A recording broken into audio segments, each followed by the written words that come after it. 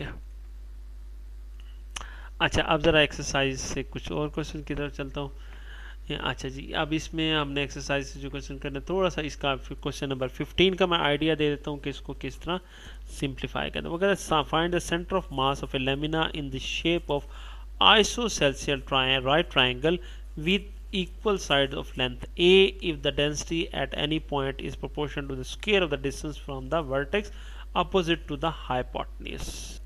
जी, मुझे centre of mass calculate करना है लेमिना शेप ऑफ आइसोसेल्सियस ट्राइंगल कौन सी होती है, और राइट ट्राइंगल तो होगी जिसका एंगल 90 का होगा। आइसोसेल्सियस का मतलब है जिसकी दो साइड्स की लेंथ सेम होगी, और उसकी लेंथ कितनी कह रहा है वो ए है। फर्ज कर लें ये एक साइड है, ये दो साइड्स की लेंथ सेम हो गई, ये आइसोसेल्सियस ट्राइंगल ले लिया, राइट ट्राइंगल, ये 90 का एंगल हो गया। इसकी हाइट भी 1 ले लेता हूँ, ये भी वन ले लेता और ए ले लेता हूँ, उसने कहा खुद ही मेंशन कर दिया। अच्छा, अब उसने कहा जी डेंसिटी किस तरह है, जरा गौर करें। वो कहता है डेंसिटी किसके प्रोपोर्शनल है, स्क्वायर ऑफ द डिस्टेंस, किस पॉइंट का डिस्टेंस, जो हाइपोटेन्यूज से अपोजिट वर्टेक्स है। देखें ये हाइपोटेन्यूज है ना, इसका हाइपोटेन्यूज के अपोजिट जो वर्टेक्स है वो आपका यहाँ 0 0 में फर्ज कर लेता हूँ।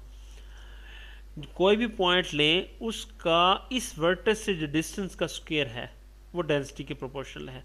देखो कोई भी पॉइंट लो एक्स वाई, इसका इससे डिस्टेंस लूँ तो क्या होगा, एक्स माइनस 0 का स्क्वायर प्लस वाई माइनस 0 का square under root x square plus y square under root होगा, ये डिस्टेंस आ गया। अब डेंसिटी क्या है, इस डिस्टेंस के स्क्वायर के प्रोपोर्शनल है, कांस्टेंट प्रोपोर्शनलिटी के इंटू डिस्टेंस का स्क्वायर। डिस्टेंस क्या है, इसका स्क्वायर लेंगे तो एक्स स्क्वायर प्लस वाई, ये डेंसिटी आ गया। इस क्वेश्चन में डायरेक्टली नहीं दी हुई, आपको डायरेक्टली नहीं, आपको डेंसिटी की फॉर्मेशन बना दी। ओके, डेंसिटी की फॉर्मेशन बन गई। अच्छा, अब आपने क्या फाइंड करना है, सेंटर ऑफ मास कैलकुलेट करना है। ठीक है जी, डेंसिटी आ गया, पहले मास कैलकुलेट करते हैं, डेंसिटी को इंटीग्रेट करते हैं ओवर द रीजन।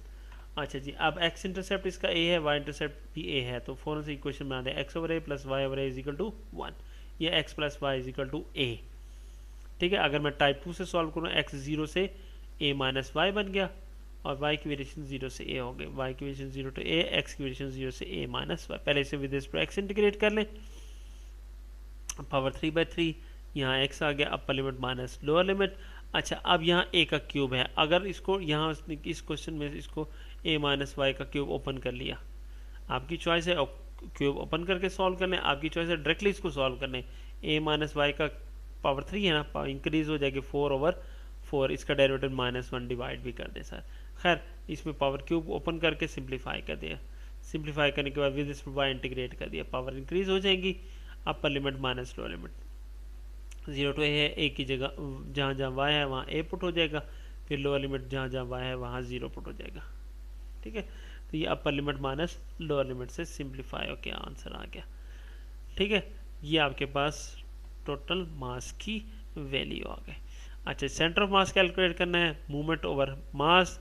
ठीक है जी, एक्स कंपोनेंट है तो x into density, x into x multiply density के into x square plus y square, ये डेंसिटी थी इंटू। अब आपकी चॉइस है, पहले विद एक्स इंटीग्रेट करें, फिर रिस्पेक्ट वाई, इसमें पहले एक्स फिर वाई से किया, टाइप 2 से सॉल्व किया। ठीक है जी, पहले टाइप 2 की लिमिट ले, सिंप्लीफाई कर, इधर से मास की वैल्यू आखिर में खैर अभी नहीं पुट किया, इंटीग्रेट किया, पावर ये पहले एक्स मल्टीप्लाई कर दिया 3 4, ये सिंप्लीफाई कर दिया।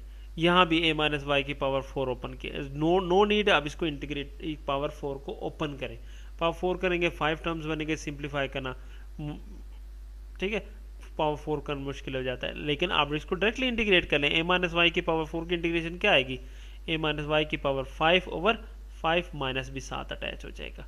तो इस पैटर्न पे आप इसको सिंप्लीफाई कर लें। ठीक है, यहाँ इसने पावर 4 के देखें 5 टर्म्स बनेगी, फिर सिंप्लीफाई के पावर इंक्रीज होगी, विद वाई इंटीग्रेट सिंप्लीफाई कर लिया पहले, फिर उसके बाद विद वाई इंटीग्रेट करें, ये यहाँ वाई आ गया, ये वाई से इंटीग्रेट करना, फिर लिमिट्स की लिखने की क्या जरूरत थी, जब इंटीग्रेशन परफॉर्म हो गई, ये इंटीग्रेशन का साइन नहीं आना चाहिए।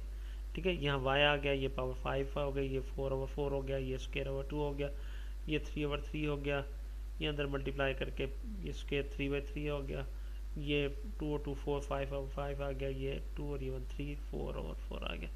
अपर लिमिट एक्स वाई की जगह ए पुट कर दे, माइनस लोअर लिमिट वाई की जगह 0 पुट कर दे। सिंप्लीफाई करेंगे ये आपके पास, फिर साथ ही मास की जो वैल्यू ऊपर कैलकुलेट की है A4K/6 वो पुट अप कर देंगे।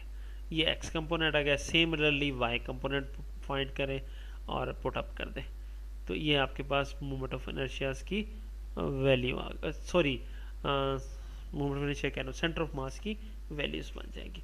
तो इसी तरह अपने एक्सरसाइज से बाकी क्वेश्चंस को ट्राई कर लेना है। अस्सलाम वालेकुम।